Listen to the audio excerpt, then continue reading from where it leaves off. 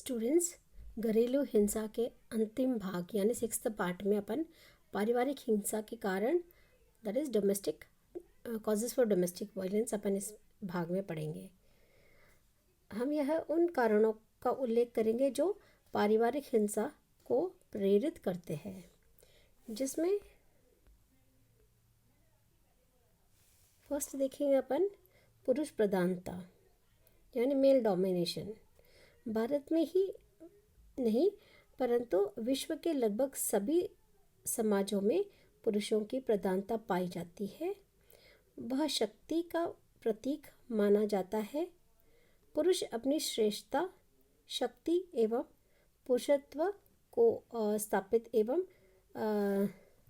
साबित करने के लिए नारी पर अत्याचार करते हैं। नेक्स्ट पॉइंट देखना, स्त्रियों की पुरुषों पर आर्थिक निर्भरता, economic dependency of women on main. Bharat में स्त्रियों की पुरुषों पर आर्थिक निर्भरता पाई जाती है। पति ही पत्नी का भरण पोषण करता है।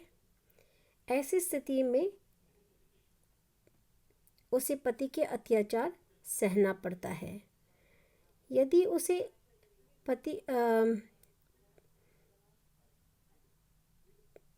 के घर से निकाल दिया जाता है, वह बेसहारा हो जाती है जब जीवन यापन की कठिनाइयों की भी सामना करना पड़ता है उसको। नेक्स्ट पॉइंट थर्ड, अशिक्षा इलिटरेसी। भारत में स्त्रियों में अशिक्षा का प्रतिशत 2011 की जनगणना के अनुसार 65.46 है तथा पुरुषों की 82.14 है। दिस इज साक्षरता लेवल यानी लिटरेट पीपल है इतने। शिक्षा के अभाव में के कारण महिलाओं अपने अधिकारों के प्रति जागरूक नहीं है तथा वे यह भी नहीं जानती है कि उनके हितों की रक्षा के लिए उन्हें कौन कौन सी कानून बनाए हैं तथा उन पर अत्याचार होने पर उन्हें किन संगठनों की मदद लेना चाहिए। अशिक्षा होने उन्हें घर की 4 दीवारों तक ही कैद करके रख देती है और वह अत्याचार सहने के लिए मजबूर हो जाती है। नेक्स्ट पॉइंट पे आते हैं, फोर्थ, महिलाओं के प्रति विद्वेष, हॉस्टिलिटी टुवर्ड्स वुमेन। कई पुरुषों में महिलाओं के प्रति विद्वेष की भावना भरी होती है, जिससे वे उनके प्रति अत्याचार करके शांत हो जाते हैं।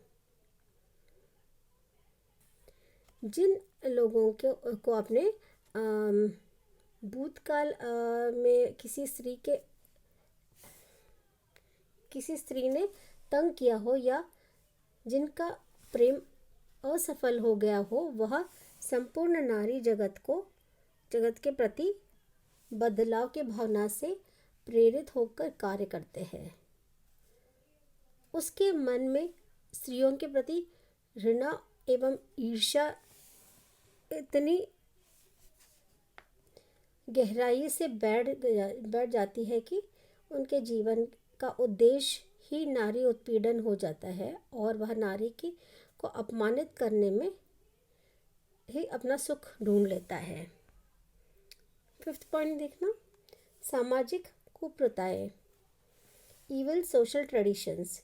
भारत में अनेक कुप्रथाएं प्रचलित है, जिनमें बाल विवाह, पर्दा प्रथा, दहेज प्रथा, विधवा पुनर्विवाह का अभाव आदि प्रमुख है। इन कुप्रथाओं का शिकार महिलाओं को ही होना पड़ता है और उनसे संबंधित अत्याचार भी महिलाओं को ही झेलना पड़ता है। सिक्स्थ पॉइंट, पारिवारिक तनाव, फैमिली टेंशन्स। पारिवारिक तनाव भी महिलाओं के प्रति अत्याचार के लिए उत्तरदायी है। जब पति पत्नी के स्वभाव में सामंजस्य नहीं होता तथा विचारों में अंतर होता है, तब भी पुरुष अपने विचारों को पत्नी पर थोपने का प्रयत्न करता है। उसे अपने अनुकूल बनाने के लिए बाध्य करता है और अनुकूल न बनने एवं विरोध करने की स्थिति में पति द्वारा पत्नी को जुल्म उठाना पड़ता है। सेवेंथ, पीड़ित द्वारा भड़काना, प्रोवोकेशन बाय द विक्टिम। कई बार पीड़ित स्त्रियों का व्यवहार ऐसा होता है जो पति को अत्याचार करने के लिए प्रेरित करता है। इसमें आगे अपन देखेंगे कई अध्ययनों से यह भी प्रकट हुआ है कि भगा ले जाने के लिए के मामले में भी लड़कियां ने ऐसे करने के लिए अपनी सहमति दी थी, किंतु पकड़े जाने पर पुलिस एवं माता पिता के दबाव में आके उन्हें पुरुष पर जबरन भगा ले जाने के आरोप भी डाल देते हैं। इसको ज़्यादा डिटेल में नहीं लेते अपन, कि तो आगे अपन इससे पहले भी अपन इस मुद्दे पर अपन चर्चा कर चुके हैं।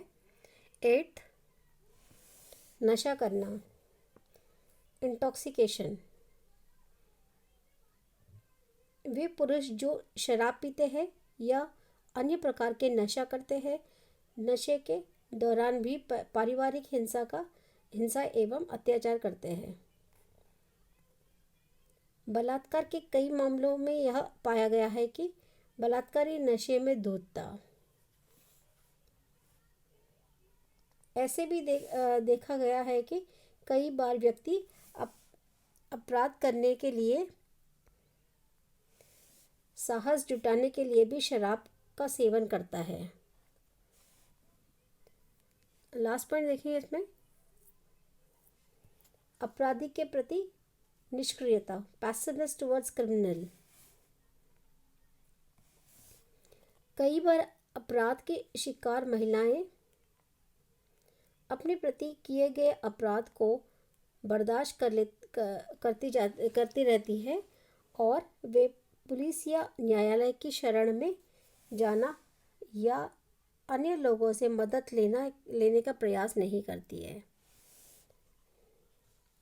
ऐसी स्थिति में अपराधी को निरंतर अपराध करने की प्रेरणा मिलती रहती है और वह ऐसे करते चला जाता है। इसके नेक्स्ट पार्ट में अपन देखेंगे measures to check domestic violence and suggestions, पारिवारिक हिंसा को रोकने के उपाय और सुझाव। इसमें फर्स्ट देखेंगे आश्रय की व्यवस्था, अरेंजमेंट फॉर शेल्टर। सरकार और स्वयंसेवी संगठनों को ऐसी महिलाओं के लिए आवास की व्यवस्था करनी चाहिए जो पति और ससुराल वालों के अत्याचार से तंग आकर घर छोड़ना चाहती है। सेकंड पॉइंट देखेंगे रोजगार की व्यवस्था, अरेंजमेंट फॉर एम्प्लॉयमेंट। स्त्रियों द्वारा उनके प्रति की जाने वाली हिंसा को बर्दाश्त करने का एक कारण आर्थिक है। वह अपने बच्चों के भरण पोषण के लिए पति एवं ससुराल पक्ष के लोगों पर निर्भर होती है।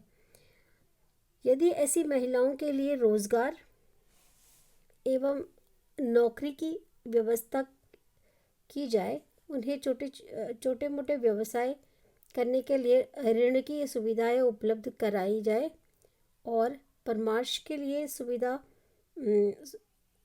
प्रदान किए जाए, तो वे अपने प्रति की गई हिंसा को सहन नहीं करेगी और आत्मनिर्भर बनने का प्रयास करेगी। थर्ड पॉइंट, शिक्षा का सुविधा प्रदान की जाए। Provide educational facilities. स्त्री पर अत्याचार का एक कारण स्त्रियों का अशिक्षित होने भी है। ऐसे रोकने के लिए स्त्री शिक्षा का प्रयास किया जाए। जो पढ़ाई छोड़ चुकी है और आगे बढ़ना चाहती है, उनके लिए निःशुल्क शिक्षा का शिक्षा एवं व्यावसायिक एवं अन्य प्रकार के प्रशिक्षण की व्यवस्था की जाए। इससे उनमें आत्मविश्वास बढ़ेगी, वे अपने अधिकारों के प्रति जागरूक होंगी और अपने प्रति किए जाने वाले अत्याचार का विरोध कर सकेगी। नेक्स्ट पॉइंट, दंड की व्यवस्था, पनिशमेंट। जो लोग अपने पत्नियों को परेशान करते हैं, उनकी सामाजिक निंदा की जाए और उन्हें सार्वजनिक रूप से दंडित किया जाए, इससे कि अन्य लोगों को भी सबक मिले और वे ऐसे करने के लिए प्रेरित न हो। फिफ्थ पॉइंट, महिला न्यायालयों की स्थापना, एस्टैब्लिशमेंट ऑफ वुमेन कोर्ट्स। महिलाओं के प्रति किए गए अपराधों के एवं हिंसा की सुनवाई के लिए प्रत्यक्ष से महिला न्यायालयों की स्थापना की जाए, जिसमें अनुभवी महिलाएं अधिकारियों हो। इससे सामान्य न्यायालय में जाने का महिलाओं में जो भय होता है वह समाप्त होगी और वे अपनी बात को इन न्यायालयों में साफ साफ कह पाएगी। नेक्स्ट पॉइंट, सिक्स्थ, कानूनी सहायता एवं परामर्श, लीगल एड एंड कंसल्टेंसी। पीड़ित महिलाओं को कानूनी सहायता प्रदान करने एवं उनके विवादों को निपटाने के लिए स्वयंसेवी संगठनों को आगे आना होगा और वे मुफ्त में ऐसी पीड़ित महिलाओं की मदद करें एवं उन्हें उचित सलाह देकर उनका मार्गदर्शन करें ताकि वे पुनः सुखी जीवन व्यतीत कर सकें। सेवेंथ पॉइंट,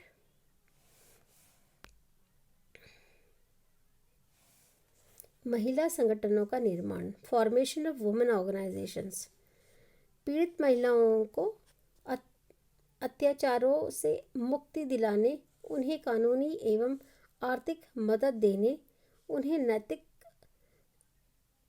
संबल देने एवं उनमें आत्मविश्वास जगाने के लिए अधिक महिला संगठनों की स्थापना की जाए। 8 पॉइंट, वैचारिक परिवर्तन, चेंज इन एटीट्यूड। ये लास्ट पॉइंट है। पारिवारिक हिंसा एवं अपराधों को रोकने के लिए लड़कियों के माता पिता के विचारों में भी परिवर्तन लाना होगा। वे लड़कियों का बचपन से ही इस प्रकार का समाजीकरण करते हैं जिसमें उन्हें पति परमेश्वर की धारणा सिखाई जाती है। उन्हें कहा जाता है कि पति के घर डोली जाती है और आरती वहाँ से उठती है। स्त्रियों को सहिष्णु होना चाहिए आदि ऐसे संस्कारों के कारण ही स्त्री सब कुछ बर्दाश्त करती रहती है और प्रतिरोध नहीं करती।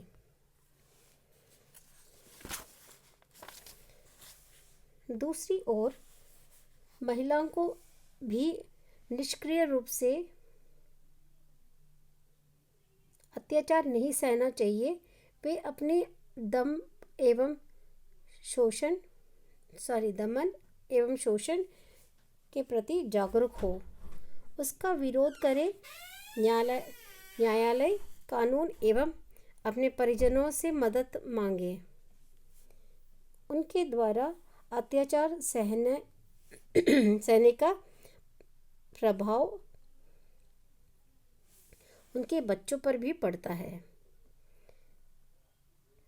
उनके व्यक्तित्व का विकास नहीं हो पाता। अतः सर्वप्रथम तो स्वयं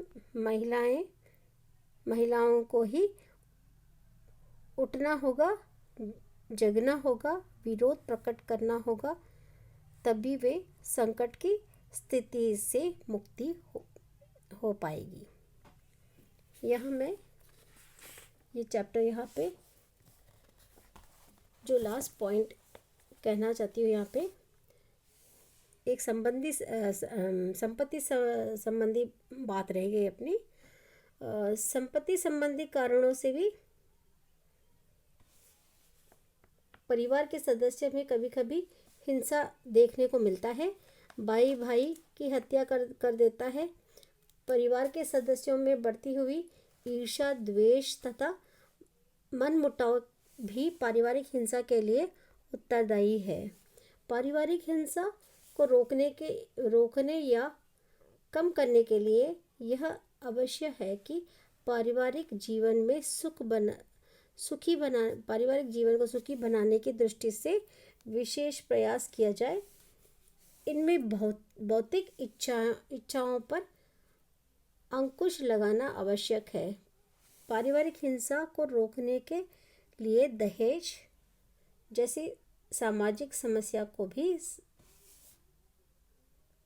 समय रहते हुए हल करना चाहिए। ये लास्ट पॉइंट भी मैंने क्लियर कर दिया। अब अपन ये टॉपिक यहाँ पे कंप्लीट हो गया है।